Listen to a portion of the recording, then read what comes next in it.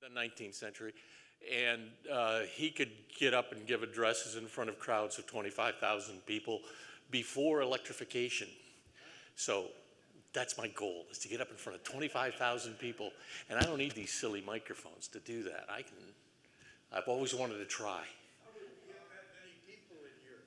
Well, we'll have to go somewhere else.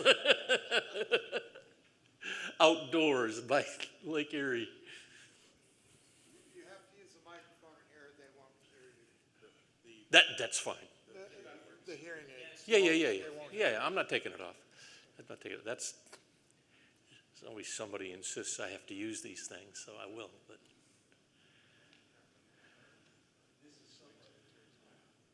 all right, we could just get close and I can.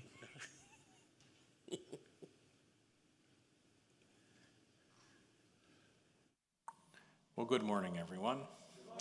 I'm John Mann, Director of Education for Lakeside. And as you know, throughout the season, we're celebrating the cultural and geographic regions in the United States. And during week 6 of the lecture series, we're exploring the region of the U.S. known as New England. We are fortunate that Jim Kraft has joined us this morning for a presentation on New York's anti-rent wars, feudalism contracts, and Calico Indians. And we're about to learn how these things all go together. Jim is interested in researching and is a frequent presenter on American history from a local perspective. He spent his professional career teaching history, writing, and developing instructional material, and is currently working on a series of short history books. As a reminder, Jim will be back tomorrow for a session on Benedict Arnold at 10:30 a.m. here in Orchestra Hall. And I would ask if you would please mute your cell phone ringers if you haven't already, and please help me in welcoming Jim Kraft. All right, so how many have ever heard of the anti-rent war? Yeah, that's what I thought. But you know what feudalism is, you know what contracts are, and there you have pictures of Calico Indians. You add those three things together and you get to New York's anti-rent war, which is an event that kind of occurs in the 1840s and 50s, but really it's late 1830s, and really the culmination isn't until 1866, but it's mostly the 1840s and 50s. And it is essentially along the Hudson River Valley. So for purposes of this week's agenda, New England has absorbed the Hudson River Valley. And since tomorrow's talk is on Benedict Arnold, though he is from New England, most of his story exists in the Hudson River Valley. So again, for our purposes, the Hudson River Valley has just become part of New England. All right, so as societies evolved into civilizations, one of the issues that crops up everywhere in the world as civilizations evolve and as they mature in the pre-modern era, that is before industrialization, land ownership was invariably a dispute. And the reason is really quite simple. People were living, they grew their own food. And if you didn't have land, you couldn't produce food for yourself, for your family. So ownership of land, access to land, was a far different phenomenon to somebody 150 years ago than it is to people today. We live in suburbs, right? We live in cities. 3% of the population grows all of our food. Well, 150 years ago, 1,000 years ago, 90% of the people in any given civilization spent their time growing food, producing food. They needed land. And you're probably kind of familiar with this phenomenon. The material goods of society winds up into the hands of a relatively small number of people, and that happens with land. Throughout all of human civilization, there's been the concentration of land into the hands of the few, the wealthy. And the vast majority of us are the peasants, and we don't have much access to that land. Throughout all of human history, there have been, in virtually every civilization you can think of, you're going to have land wars, where periodically the peasants decide that they're going to get what they don't have, which is access to land. Invariably, that results in failure, and the consequences sometimes are horrendous for the folks who started that particular peasant revolt. Sometimes it's just the leaders that get their heads chopped off, but sometimes it's tens of thousands of peasants who are slaughtered by the guys who have the knights and the swords and that sort of thing. Now the thing is, in the United States, this doesn't really happen. For reasons that should be pretty clear. When Europeans came here, there was all kinds of land, okay? And it took a long time for the population to get to a point where we had occupied all the land in what we know of as the United States. It was always easy to get more land. You had to move west and steal it from the Indians. And so the consequence was that we didn't have the density of population on the land, and so even the poor could always move west and get land. Again, you had to steal it from the Indians, but we just didn't have that problem. Until you get to the last part of the 19th century, when the land in the United States is basically settled. But by then, the United States has started to drift towards becoming an urban industrial country, and the safety valve was not move west and get more land, it was move into the cities and getting caught up in the industrial maw. So we never really had any real land disputes in this country to speak of. There were some indications of that. You would get squatters who would move west in the early days across the Appalachians and settle on land that they didn't have owner right to. But that really wasn't too much of a problem, because when the land was ultimately claimed by somebody, invariably, at least in the early days, the George Washingtons of the world, and the squatters got thrown off, they just moved west and continued the process, at least throughout their life. And then the other thing is that as the American society became more democratic, those squatters were treated more liberally, and it was easier for them to actually acquire the land that they had illegally settled on later. And the price of land gets cheaper, at least the price of land you can buy from the federal government gets cheaper, gets easier for people to buy, and then it kind of culminates with the Homestead Act, where 160 acres will be given to you for free. Okay, all you had to do was live on it. So we never really had that. There's a little bit of a potential of land revolt, peasant revolt, that could have occurred after the Civil War, where you got a couple of million freedmen who want land, 40 acres and a mule kind of thing. Now, it never really came to that, but certainly you can imagine, you know, a couple of million formerly enslaved people insisting on getting land, which leads to something like a peasant revolt. The only exception to this is in the Hudson River Valley, where you had a very strange situation that occurred in the colonial era that carried on into the early national period. And so the consequence is that in the Hudson River Valley, you had something very akin to a peasant revolt that occurred. There was a bit of it that happened in the colonial era, but what we're focusing on is this anti-rent war that occurs in the 1840s and 50s, primarily 1840s and 50s. Now, the start of this, we'll blame the Dutch. When they came to the Hudson River Valley in the early 1600s, Henry Hudson and all that sort of thing, and they started to settle, which really wasn't until closer to 1620, they needed to get people over here to settle the land, to protect the land, to take advantage of the land. And so one of the systems that they used is a patroon system, in which they essentially granted land to the favored few. Invariably, the wealthy get more land. So they get this land in exchange for bringing settlers over. And so this patroon system evolved in the Hudson River Valley as the Dutch granted this land to wealthy Dutchmen on the agreement that they would bring over settlers from Europe. It didn't work very well. The only one that really succeeded in this was the Van Rensselaer clan. But most, as you can see, most of the land here along the Hudson River Valley, especially on the east side of the river, is granted to these patroons. The one that survived the best was the Van Rensselaerwyck estate, which is basically Albany and the other side of the river from Albany. The two counties today are Albany County and Rensselaerwyck County. The Rensselaer family wound up with grants of land of close to 1 million acres. And they got it mostly because, I mean, legally they claim they got it because they brought over something like 100 settlers. If I could find, let's see, we've got half of it right here.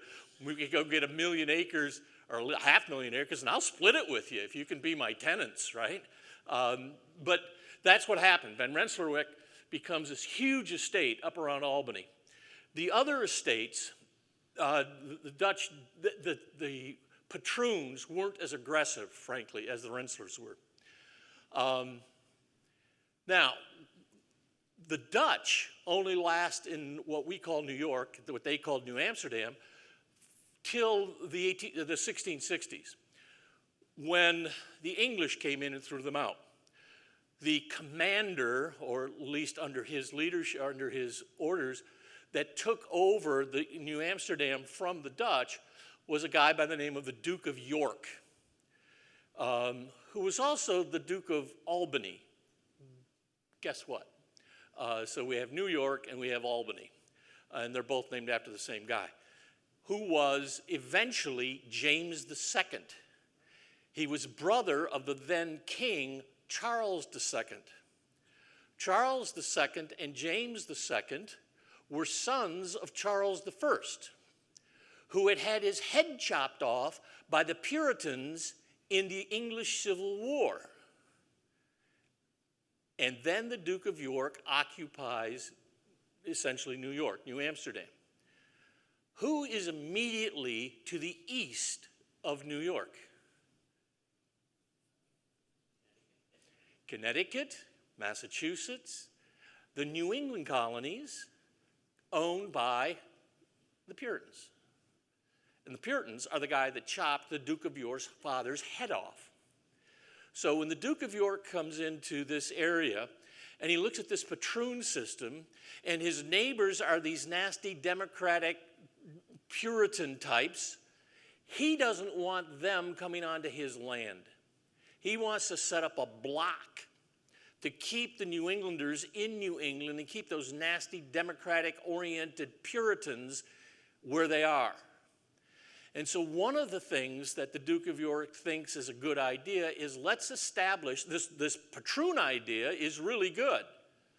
Because what you're doing is you're essentially creating an aristocratic class that can serve as a block to these Puritans coming out of New England. And so while the patroon system didn't exactly work, the English kind of established their own similar system, a manorial system.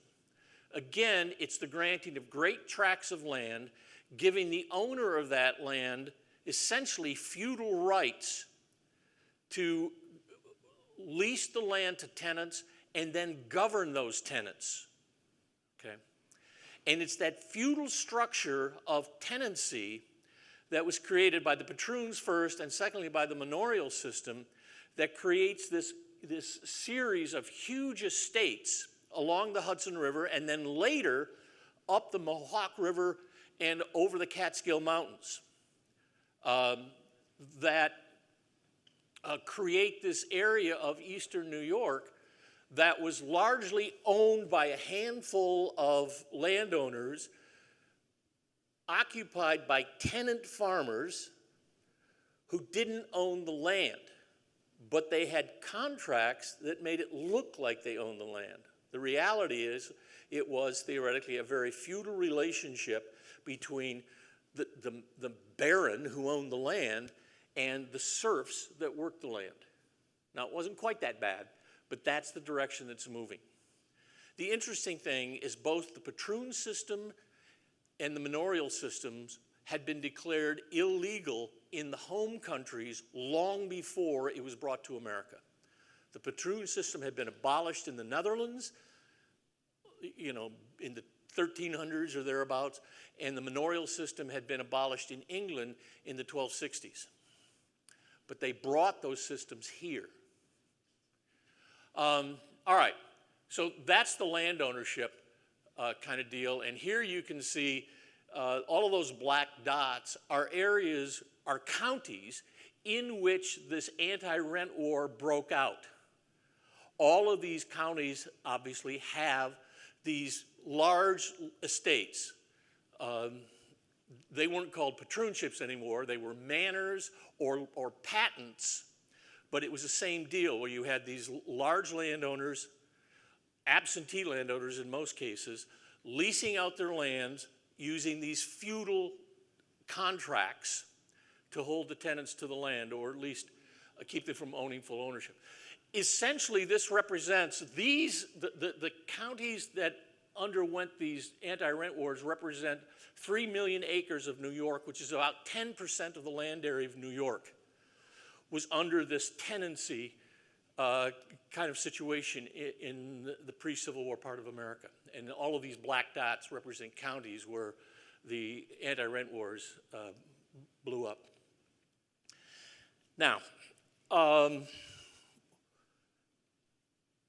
during the Revolutionary War, Alexander Hamilton spent time in George Washington's army. He spent time up the Hudson River. He met and fell in love with one of the lovely young ladies of the Hudson River Valley, which was the daughter of Philip Schuyler. Philip Schuyler's other daughter married Stephen Van Rensselaer, who is the inheritor of this Van Rensselaer-Wicks estate of some 1 million acres. So Alexander Hamilton becomes brother-in-law of Stephen Van Rensselaer. Hamilton is a shrewd guy. He's a lawyer. Maybe those are redundant. But the point is that Van Rensselaer and Hamilton become related. And you can just imagine Van Rensselaer and Hamilton sitting around the fireplace after the American Revolution with their cigars and brandy or whatever, chatting about, you know, the future. And Van Rensselaer is bemoaning the fact that he has all of this land, but he doesn't have enough tenants. And he doesn't want to sell the land. He wants to keep this estate intact. Okay, I mean, he's got 1 million acres. Certainly he should be able to make a pretty decent living off of that. How am I going to do it? I need to get more tenants.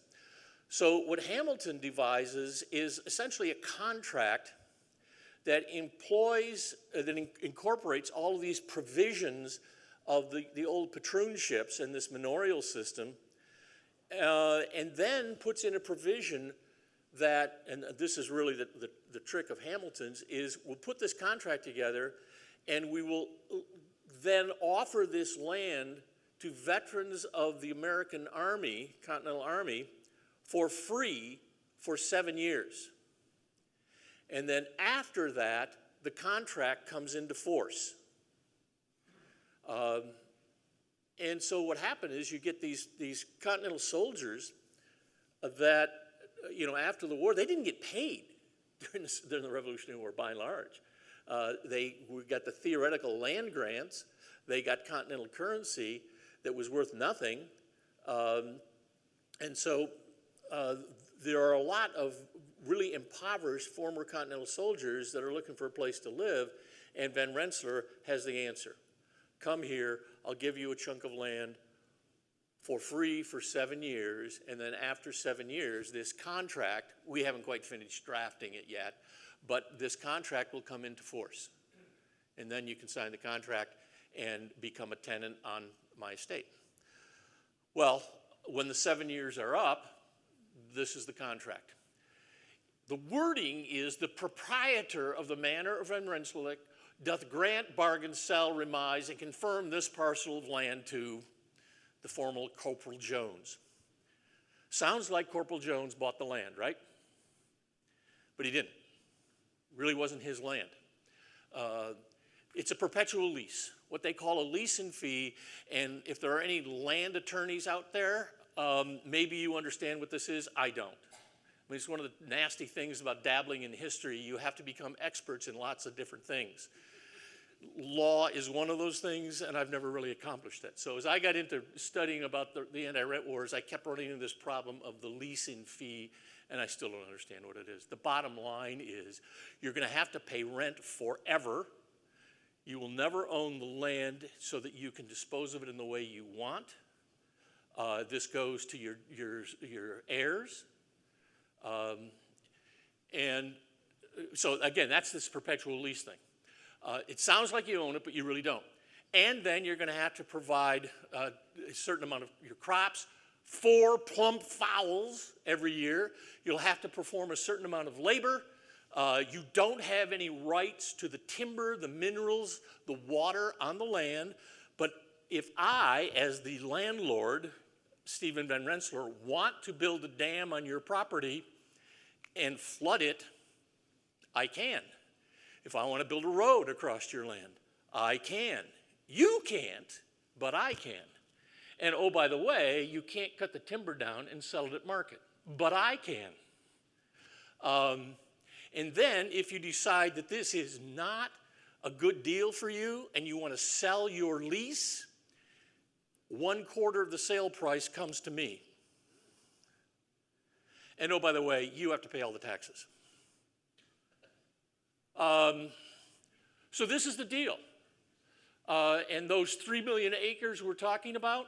Sounds like Lakeside. Tenant revolts, right? So this is the sort of deal that's in those 3 million acres scattered around the Hudson River Valley. It really would have been more acreage than that, because what I put on the board would be the acreage of the land where the tenants had gone in to revolt. Some of that land had actually been converted between the American Revolution and when the tenant revolt starts in the 1840s. So it's actually a bigger chunk of land, but for our purposes, it's 3 million acres. What you're talking about, we grew up in New York. Yeah. And this was a staple of New York State history, which we had in high school. Did you? That's good. So therefore, we grew up in New York, and this was what we were taught in high school, New York State history. Good. And then it goes on and on and on, but this is what we were taught. Yeah. Good stuff. I'm glad. All right.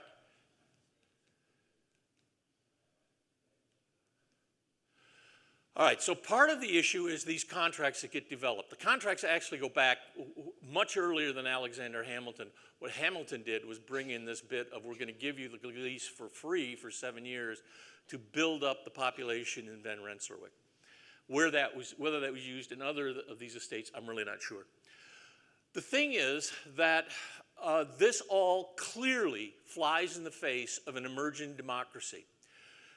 Alexander Hamilton and Stephen Van Rensselaer could talk about this stuff in the 1700s because the American Revolution didn't start off really as a democratic revolution. It becomes a democratic revolution after the war. But at the time Van Rensselaer and Hamilton are having this conversation, this is very much a class-ridden society that we had inherited from Britain, okay? From the Middle Ages, from all societies. But it's this period after the American Revolution when the United States really becomes a democratic country. The Jeffersonian Revolution, the Jacksonian Revolution, all of that stuff, those are terms that relate to this gradual democratization of America. In the 1830s, a Frenchman comes over here by the name of Alexis de Tocqueville and wanders around the country and writes a very insightful collection of material on America. This is one of the things in his book, Democracy in America. What is most important for democracy is not that great fortune should not exist, but that great fortune should not remain in the same hands. In that way, there are rich men, but they do not form a class. That's de Tocqueville's take on America. but it wouldn't have been valid in the Hudson River Valley. Because here you have a permanent class of elite that is built in as a consequence of these contracts. And you have a permanent class of underlings. Again, that's built into this system that emerges. It's not that de Tocqueville wasn't there, he just didn't write about it in this paragraph. The other thing that's important to recognize about what's going on here in this time period, in this evolution of the United States towards a democracy, is that in the overriding character of American society in the early 19th century is the westward migration, constantly moving west. And one of the things that happens as people move west and transportation gets better is that the agricultural centers continually moving west. You know, Connecticut was a good agricultural area in 1740, but by 1820, the Genesee Valley in New York. And then by 1830, it's Ohio. And by 1840, it's Illinois. And then further west to Iowa and the grain belts in the Dakotas. The food production keeps moving west, particularly of grains. And the consequence is that those tenant farmers along the Hudson River Valley can't compete with Western grain, is the punchline. So that's a continual and expanding problem that these tenant farmers run into. And then you have the depressions in 1819 that runs for a year or two, and the really big depression in 1837 that lasts into the mid-1840s. It's one of the worst depressions in American history, is the depression that follows the Panic of 1837. The punchline is this, that this guy, Stephen Van Rensselaer, the guy who his brother-in-law is of Alexander Hamilton, who lives at this little country estate. He, in 1819, basically tells his tenants that as a consequence of the economic distress, you don't have to pay your rent this year. And then he does the same thing next year. And for the next 20 years, Van Rensselaer does not collect his rent. It's back due. He just kind of kicks the can down the road. Well, after 20 years, this stuff starts to become expected, okay? And then he dies. And he leaves his estate, Van Rensselaer, to his two sons. Stephen is the daughter of the Schuyler wife, and then William, who is a bit younger, is the son of Stephen Van Rensselaer's second wife. But he leaves the estate to the two of them. And he tells them in the will, essentially, you've got $400,000 of debt here that you need to pay off. There's also $400,000 of outstanding rents due from the tenants. Go collect the rents, pay off the debt, and you guys will be in great shape. Now, the kids are going to try and go collect the rents from the tenants. Imagine how that's going to go. And it's just as you expect. The tenants say, we're not doing that. A, we don't have the money, and B, this is no longer the class-ridden society that these contracts were built under. And for 20 years, we assumed that the landlord recognized that. What we will do is we'll buy you out.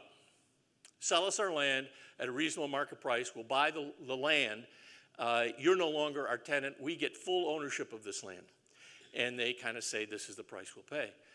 The Van Rensselaers, starting first with Stephen IV, who owned half of the land, says, I'll sell it, but at this price.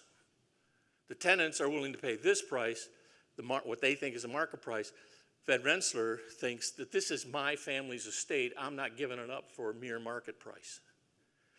And the tenants in 1839 issue their own Declaration of Independence. And so that document over there is sort of patterned after the Declaration of Independence, in which these tenants declare independence from these feudal contracts that they had been more or less forced to sign when they took up occupation on this land. You know, Van Rensselaer's response is essentially, you have no leg to stand on. You have these contracts, you're obliged to pay this rent, I'm going to collect it, and I don't have to go along with you on this. Well, so what he tries to do is to send out, he starts to try to collect his rents. People don't pay the rents, he sends out the sheriffs to foreclose on the property or to seize property to sell to pay off these rents. And the sheriffs, who are local guys who've gotten elected by these local tenant farmers, they go out to try and collect the rents, and the mob gathers. And they just get sent back to town. Occasionally, things got to be a little bit nasty. There'd be large posses formed. They'd go out into the countryside with, 50 deputies and a sheriff, and they'd go out to Farmer Brown's land to collect, a debt, to seize property, to seize cattle or whatever, and sell it. And those 50 deputies wound up getting surrounded by 300 or 400 or 500 angry farmers with pitchforks. The deputies just turn around and go back to town. So they didn't collect anything. And so that's kind of where it stands in the early 1840s. These guys that are whoa. This is a song by Pete Seeger, who lived in the Hudson River Valley, about one of these sheriffs by the name of Bill Snyder. So Bill Snyder's a real guy. The incident that Pete Seeger is singing about here is a more or less a real story. The song itself comes from the 1840s, if I can get it to work.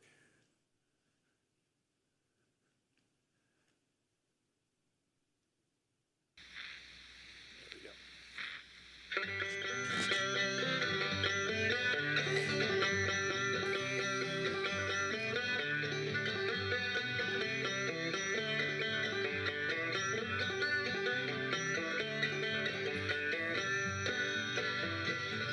Shining silver bright, the sheriff came in the dead of night. High on a hill was an Indian crew, and on his horn a blast he blew. Get out the way, Big Bill Snyder, will tar your coat and feather your hide, sir. Get out the way, Big Bill Snyder, will tar your coat and feather your hide, sir. The Indians gathered at the sound. Bill cocked his pistol, looked around. Their painted faces by the moon, he saw and heard that same old tune. Get out the way, Big Bill Snyder, will tar your coat and feather your hide, sir. Get out the way, Big Bill Snyder, will tar your coat and feather your hide, sir.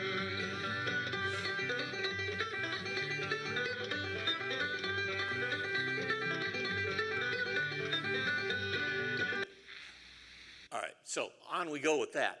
It's a great song, but again, the story as you go through the song was written when Bill Snyder had been chased away after one of these sheriff deputy kind of raids. He was apparently not a very well-liked guy anyhow. He goes off into the woods. He gets chased over a cliff, and initially they thought he's dead. They thought they'd killed him. Turns out he came stumbling out of the woods a day or two later, and he was okay. But that's what this song is about. The potential of violence here was quite high. It didn't really happen very much. There wasn't any real violence. There was the threat of violence, the threat of tar and feathering, the threat of lynching, the threat of pitchforking some of these sheriffs. But it never really happened in 1839 and 1840 when this thing all got going. But the potential was clearly there. And the landlords, of course, the law and order folks, they appealed to the government for support.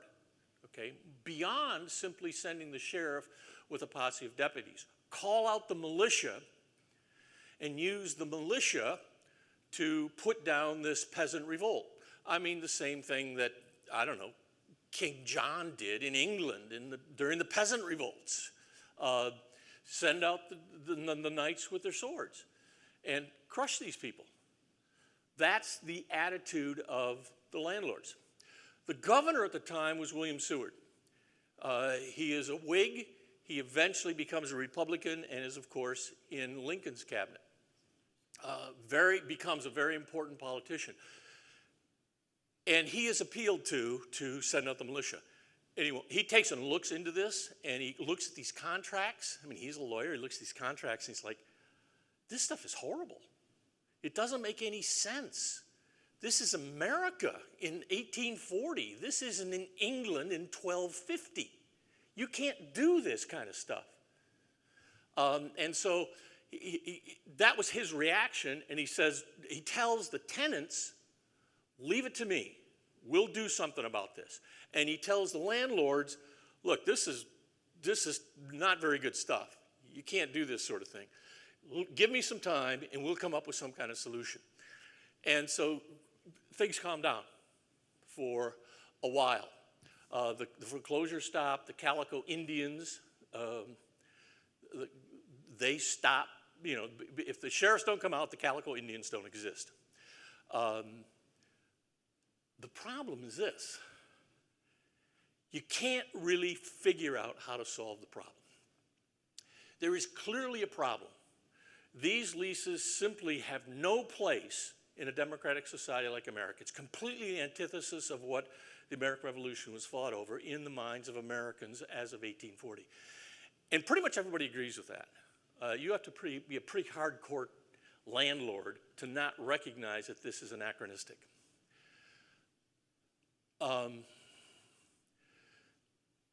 So that's kind of the political argument, is this just doesn't make any sense from a democratic society. Economically, what you're doing is you're taking 300 million acres of land and you're tying up in this primitive system that essentially stops the sale of land. If you can't sell land, how does the economy grow? How do you get the land to build the factory or the wharf or put up a mill or whatever it is that you want to do? If you can't get ownership of land to do those things, with land being sold based on economic advantage of the buyer, and you can't sell the land because of this quarter rent that you have to pay if you sell your land, you sell your lease, you put a stopper in the economy. So there's a strong economic argument here that this whole system is the antithesis of the development of the American economy. Then you get the kind of philosophical issue going on here. You're probably all familiar with the story that Thomas Jefferson said that, essentially the Tree of Liberty needs to be watered with a revolution every 20 years or so. You may have heard that story. He never really said that. But the concept is right here. No society can make a perpetual constitution or even a perpetual law. The earth belongs always to the living generation. They manage it then and what proceeds from it as they please during their use, during the time of their occupation. But after that, the next generation takes over. You are not going to be punished for the sins of your fathers, in other words.